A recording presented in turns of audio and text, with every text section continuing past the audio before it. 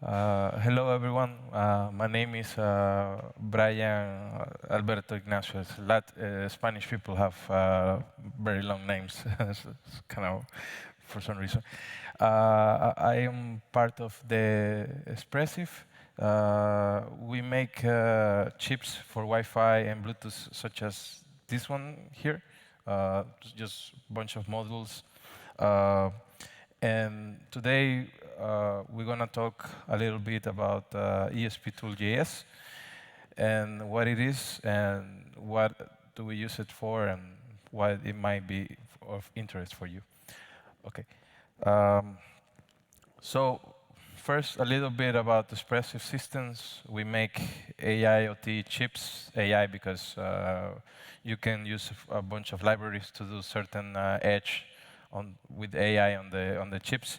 Not the full-fledged, but you can, for example, use some TensorFlow workflows, and you can have something running over there. Depends on what you like. We have several chips. This one here in the picture is the ESP32. I think it's one of most common nowadays, but the 8266 was probably the most well-known one from Espressif. Maybe you have used it with Arduino for some Wi-Fi connectivity or some small tasks like a web server or something like this. We have many more chips like the C3, C6, H2, P4, etc. This is our website, espressif.com, and we also have some Instagram if you wanna follow along with our events. Espressif_systems_official. For example, this weekend in Czech, in Brno, we have a maker fair. And we are going to have a lot of products showcasing our chips with different projects people do, some with emulators, game emulators, some HMI, some other things, cool projects. If you have the time, you may want to check it out. Or no, you can also check out our YouTube channel as well. We have a few things going around. This picture is for the C3. It's a smaller chip version, but still you get the Bluetooth and Wi-Fi connectivity as long as many other protocols. We have different things that if you might want to use it for our chips. So our basic framework or SDK is the ESP-IDF. And you can either use that or you can use the Arduino SDK, which has support. We make Arduino core support, so you can use Arduino on default or on our chips. And many of their libraries are already supported if you prefer Arduino. IDF gives you more fine-tuning, though, the things that you can do, for example, for deep sleep or low power modes, depends on your target. We have many frameworks depending on what you want to do. ADF is for audio. MDF is for mesh. Wi-Fi mesh. Actually, recently we just supported the Mesh 1.1, and there's other frameworks, many, like IoT solutions have different device peripherals that you want to support. Who is for face recognition and camera, etc., etc. This is a little bit outside the main topic, but just to have a general idea about what you can do with the chips. In general. There's also cloud management of different chips at the same time if you're deploying.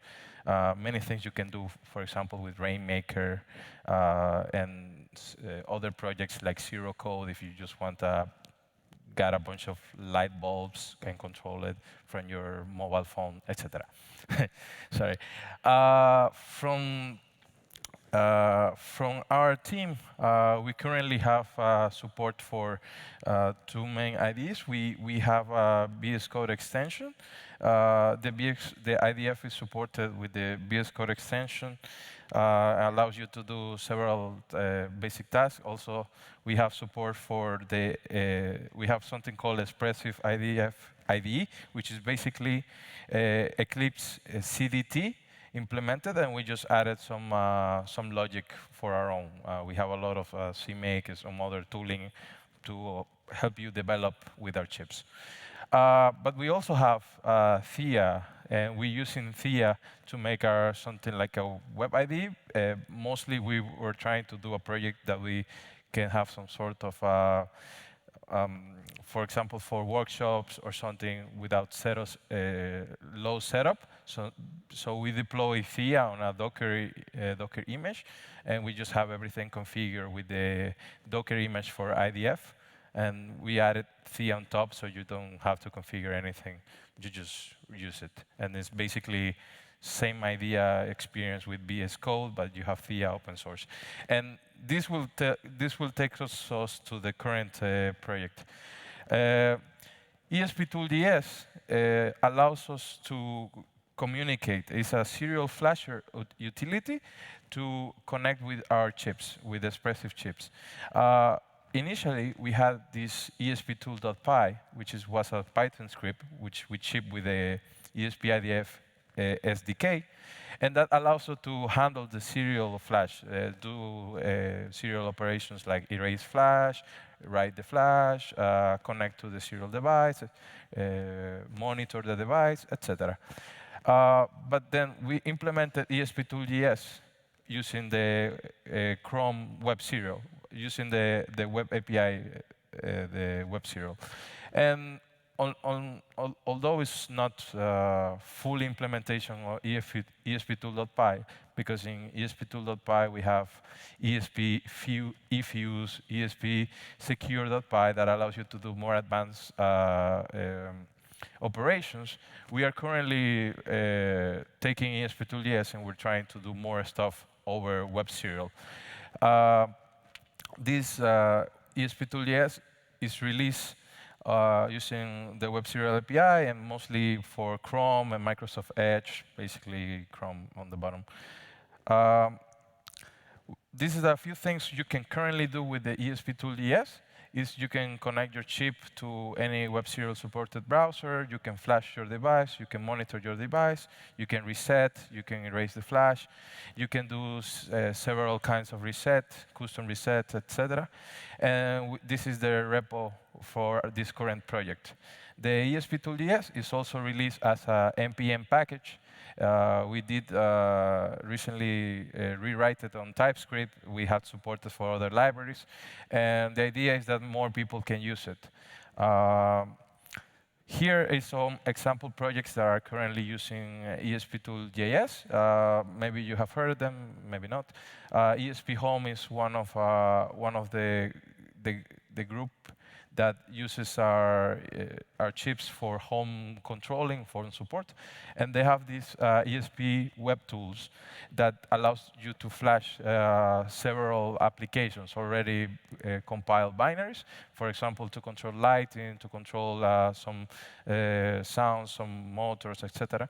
And then we also have, in Espressif, we have this project called ESP Launchpad, which is basically a very simple front end that allows you to use already compiled binaries from any other projects, and then allow you to flash on your device from the browser. So you don't need to install anything. Actually, you can just enter in this website, select one of example projects like Rainmaker, ESP, 32S3 box. We have a couple of projects, examples that you can use. Just flash it on your device, and you're ready to go. That's the main idea of these projects. And these are currently using ESP-Tool.js on the back in their dependencies. So if you want to use it in your project, you can use it any one of these ways, just as a CDN package, using EM package, npm, yarn, whatever your flavor, if you want to use PM, npm, whatever. And this is a basic idea of the use of ESP-Tool.js. So since you can do monitoring of your device, and you want to have some sort of connection with your terminal, since you can implement any terminal, and what we have is just a wrapper function of the terminal. So we just need wrappers for clean, write line, and write. Then you can just call whatever terminal you're using on your front end, on your implementation. Whatever, if you're having like a local implementation using Electron app, you can use that itself.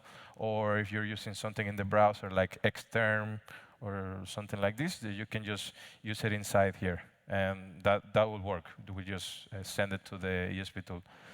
After that, we just use the WebSerial API, get the port. We get the port, and then we define this new class called transport, which is one of the class that is exported from ESP-Tool.js that allows you to do serial communication. Read, flash, write, just reading, writing, very simple things. Of course, we are working on more advanced things that we want to do in the future. There's a pull request right now for tracing. There's other works that is being done for secure, something for debugging later. Let's see if that might work. In the IDE, we'll see later. Let's see. Also, you pass the previous terminal implementation, this function or object. You pass it down there for the terminal and the baud rate, and then you're ready to go. You get the ESP loader class, and then you start the connection with the main function. After that, I don't know if it's very readable there. This is for writing the device. Basically, you just need to pass a list of files, the binaries you want to flash, and the offset, where do you want to flash it. It's pretty straightforward. Here, just this file array of binaries to flash. Some configurations, like do you want to keep the flash size, or the flash frequency, or other flashing configurations for writing. If you want compression, or if you don't want compression, and etc. And also to calculate the SHA-sum, the MD5 hash, for making sure that the binary is the same that you flash. And some reporting if you want to do some progress updates on the front end. And then you write. You use ESP loader write flash with these options. It will update your progress, and then you're ready to go. This is one of the things you can do with the ESP-Tool.js. There are many other things you can do, just as an example for clarity. And then now I'll show you a demo that we implemented inside the Web IDE, IDF Web IDE using Theia. It's already deployed in Docker Hub. You can just pull the image and you can try the IDE itself if you want. In Espressif, I think the big majority of our projects are open source. They are in GitHub, github.com Espressif. VS Code extension, Eclipse plugin, Web IDE, ESP-Tool.js, Launchpad, all of these projects are open source. You can contribute, you can complain. This sucks. Please do better. And yeah, we will try. And yeah, so here I'm going to show you some two commands I implemented for just simple flashing and monitor from the device. And we will switch to Theia right now. So I'm going to get out of here. Yes, so maybe I need to increase the size here. Okay. Okay, do you see it better this way? Right, so this is a running Theia that is using our VS Code extension on the back. It will have everything you would expect on Theia by default, but we have contributed a few commands. In the previous version of the initial version of the Web IDE, we had a web companion, which is basically just an application you need to run locally to flash and monitor your device, basically a WebSocket connection.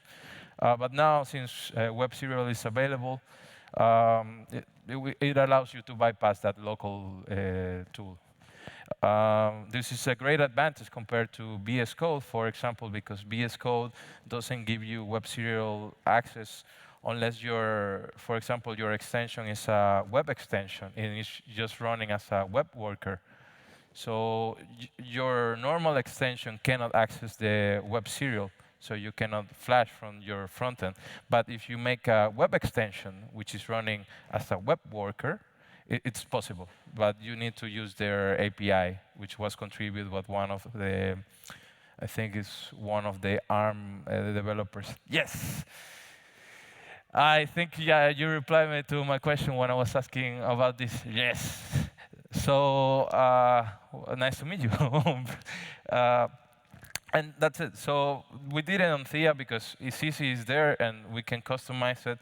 Hopefully, at some point in the future, we can do in VS Code. Let's see. And in the Theia, we have already like VS Code running. We have all the commands already available. Since all the topics we saw before, Theia is actually pretty good in running VS Code stuff. So no real problem there. Maybe a few things like I have something like I kill some task. For example, when I do the build, and then I kill some flash to do some other stuff. But otherwise, it works really well. In general, sorry, I have this big output, but you can see, for example, just web view here, and then yeah, this is for configuring the device for your project if you want to do other stuff like enable Bluetooth or blah blah blah, just to see that the extension works. For the WebSerial thing, we have these two commands here: the flash with WebSerial. You see that it's asking me for the port to connect, asking me for the baud rate to use. Then you get the output. You see that it's writing, flashing with WebSerial, blink. The bootloader and the partition table were flashed, but they are very small compared to the blink. Then you see it's done flashing. Then it's finished. Now we can do monitor with WebSerial, connect to the same port. Nothing happens. Why doesn't it happen? Because the device is not reset. So if I reset the device, ta-da, we can see that the output is running, everything is parsed. We're just using the Theia terminal service. It parsed correctly everything from the monitor, from the serial output there, and we can have this nice looking output from the device. Yeah, and I think, let's see, actual size, okay. Oh, wow. Okay, so to fit, and then full screen, okay. So this is just a small example. These are current features that we are working on. We want to add some more operations, advanced operations. Maybe these ones are not advanced, but later, like secure flashing and other things, or other cool stuff. We are working on these, some features: reset before operation, after operations, like before flashing, before writing these tasks, so you can customize what you want to happen. Other tools like if-use handling, etc. We have the tracing. We are working on tracing, making sure that the is working similar to esptool.py and the ESP flash. And then we are trying to use stops from our Rust project. Actually, I didn't talk about it, but we also have ESP Rust, which is basically everything IDF, but running on Rust, which is super fast, it's super good. The community is great. If you want to take a look at that, it's very good stuff. The team is growing very fast. And also, I want to get your feedback. What kind of features would you like to see on the ESP-Tool.js or the Theia for serial? I'm interested in doing more of serial work on Theia and maybe contributing to upstream Theia and see what can be done here. Yeah, that's it, guys. Thank you for your attention. If you have any questions, suggestions, critics, everything is taken here. I take this microphone. I take.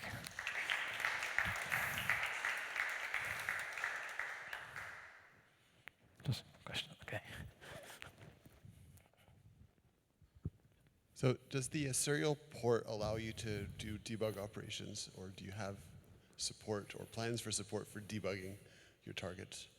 Yes, there is a plan to support debugging. As long as we have serial access, we just need to reroute the serial output. So right now, GDB allows us to do remote access to the serial device as long as we can stream it somehow. We just need to try because since we're doing the WebSerial and we're just adding a layer, the GDB will be running on Docker inside the Linux machine. And we still need to figure it out, the delay and how to handle these like operations in a way that it doesn't, let's say, collapse middle way or just doesn't understand, because the debugging can get some critical for certain things and you have to have that real time. So I think it's doable. We're just like testing right now, and since we're working on the tracing part as well, like we kind of need to make sure things are working well there. But yeah, the idea is to have debugging and other stuff, like real-time operations on the browser at some point. I have more follow-up questions. But yes. when you say tracing, what do you mean? Okay, so what I mean about tracing is we want to see what everything that is read and write from the IDE to the serial device, to the chip. And we want to see all the communication. Since we are doing these operations like read and write, at the end, what it happens is just basically we're sending a data that has like a packet that has the right, like a standard write and read operations or whatever serial operations. And we just need to make sure that those operations are compliant with our current implementations of esptool.py and espflash, making sure that the data is the same and timeouts and whatever resets we are doing, everything is just on pair. Right? Yeah. Do you know about the Eclipse CDT cloud project? Eclipse CDT? Cloud project. Yes. Would you like to come to the meetings on Monday? The meeting on Monday. Do you know we have a meeting on Monday? It's an open meeting, and we talk about all this type of stuff. And it seems that you would be a good fit to come join us. And yeah, I would love to. I didn't know about it, but okay. I would love to join. Yes. I'll grab your email address after this, and I'll make sure you have the invitation, so you're as aware as you can be. Thank you. Very kind. That would be very nice to contribute. Thank you. More questions, critics, or whatever fancy? Oh, okay, guys. Thank you so much for your attention. I hope you liked the presentation. This is me. Thank you.